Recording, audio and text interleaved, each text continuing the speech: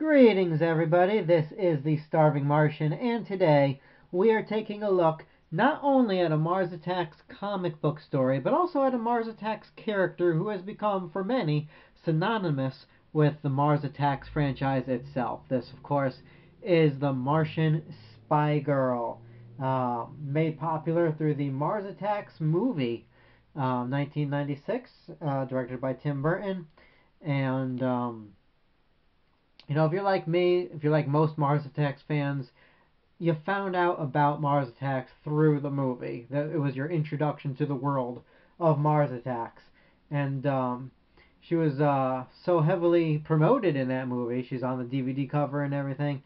That in the movie poster, you would assume that she was part of the original Mars Attacks trading card series. Of course, those of us who have looked at the cards from 1962, we know that she was not there.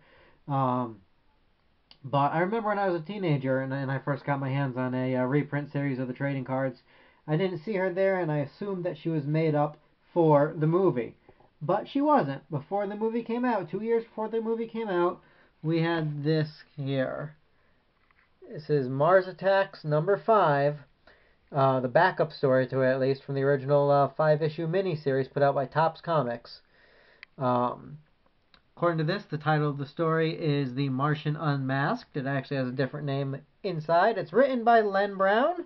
He wrote all of these backup stories. He also wrote all the backs of the cards of the original 1962 card set. And I have nothing but the deepest respect for the man. Now, the first couple issues, I thought he got off to a slow start. But by the ones we looked at last week, and this time here, he really hit his stride. This is, I think, his best comic book story for Mars Attacks, and I wish he was able to continue on with them because he really, like I said, he was really starting to get it by this point. So, let's take a look at the comic book itself, and then we'll see a little bit about the character of the Martian Spy Girl. So,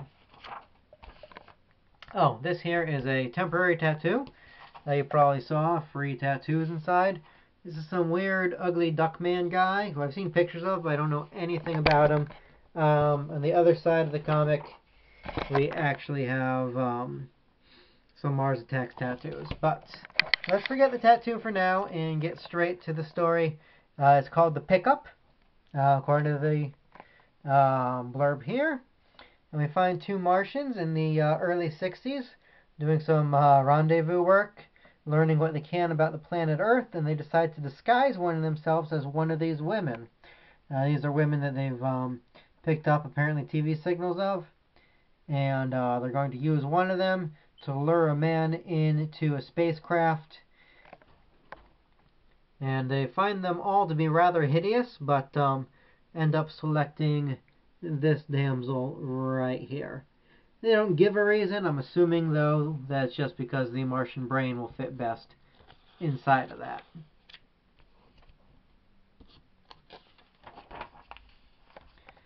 So they let her off, and I say her. She's always referred to as her, but we can assume it's actually a male Martian inside of there. But we're going to continue to say her because why not? She finds her way to this dance club, where she gets hit on by a gentleman named Peterson, who apparently doesn't notice that she has no pupils in her eyes. But she doesn't speak a word of English. Instead, she gives him this card, which informs him that she's from Romania, and her name is Svetlana. And I'm pretty sure Peterson is himself doing this, purposely holding the card up to make her appear topless. Peterson, you cad. So he thinks that he's hit it lucky. He's planning on showing her the sights, if you know what I mean. Wink, wink, nudge, nudge. He even shows her the stars in the sky and which one is the planet Mars, as if she wouldn't know. But just when he's starting to get a little bit close, he gets a close encounter of his own. Away he goes, up into the guts of the saucer. No! To give him some credit, he is concerned for her safety. They've got you too! Run, Svetlana! but she reveals herself as a Martian. You slobbering cur, I hope our mind probe is long and painful, pathetic one. And yeah, I've had dates that ended like that too. And it does look quite painful. But, you know, he should count himself lucky. Not very many Martian victims get returned home the next day. But he decides he's got to warn people. He goes to the newspapers. He goes to CBS. Nobody will believe him. He gets tossed out of everywhere. Finally, his psychiatrist tells him, you know, he's got to talk to somebody who will listen to him in order to work this all out. And so he ends up sharing his story with some people at a group called Bubbles Incorporated. Now, for those of you who know your Mars Attacks history, Bubbles Incorporated is actually the company that Topps sort of invented to print Mars Attacks cards with, because you know Topps was they were a respectable trading card company. They were doing baseball cards and things at the time, and if Mars Attacks blew up in their face, they didn't want their other products to be hurt by association.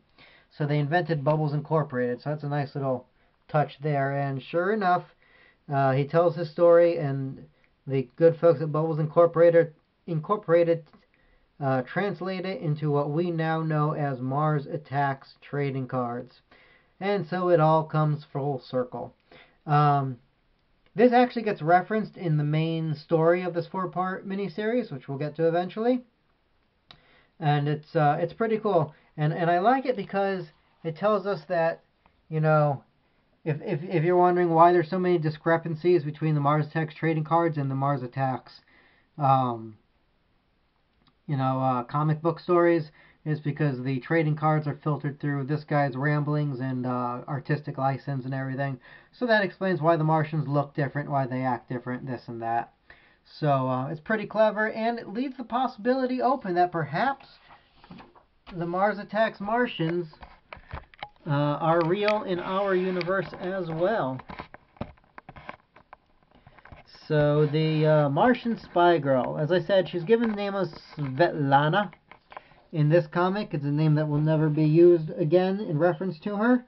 In the movie, I'm pretty sure she's just billed as Martian Spy Girl, and that's all we really know her as. But again, in the movie, she looks very similar to the comic book counterpart, as you can see. The dress with the swirly pattern is one of the few things about the movie that's really glaringly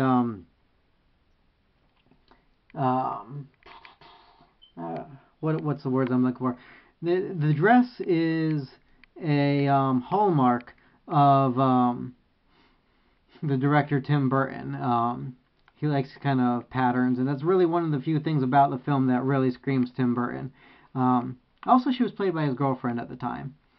But just like in the comic book, peel her mask away to reveal the Martian terror behind.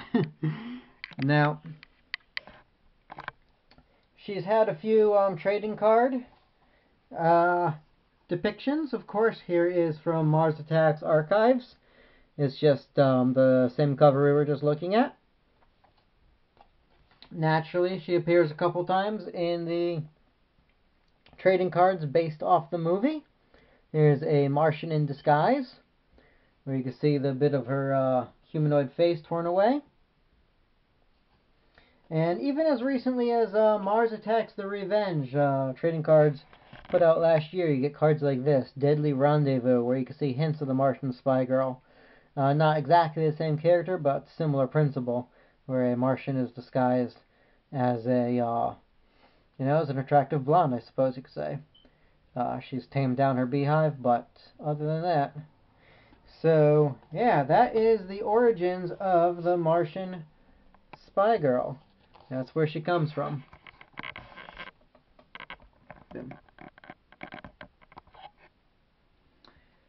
So yeah, this, as I said, this is issue number 5 of 5. It's, for whatever reason, the most expensive. I paid $8 for this thing. The others I only had to pay $1 or $2 a piece. I don't know if it's because it's the introduction of the Spy Girl, or if it's perhaps because of the temporary tattoos inside. If those get lost, obviously it would bring the value of your comic book down a bit.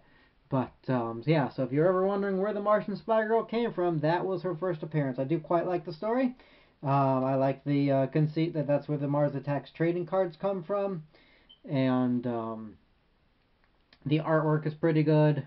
Like I said, for a little backup story, it's just about perfect. So that covers all of the backup stories from the original Mars Attacks 5-part limited series from Topps Comics.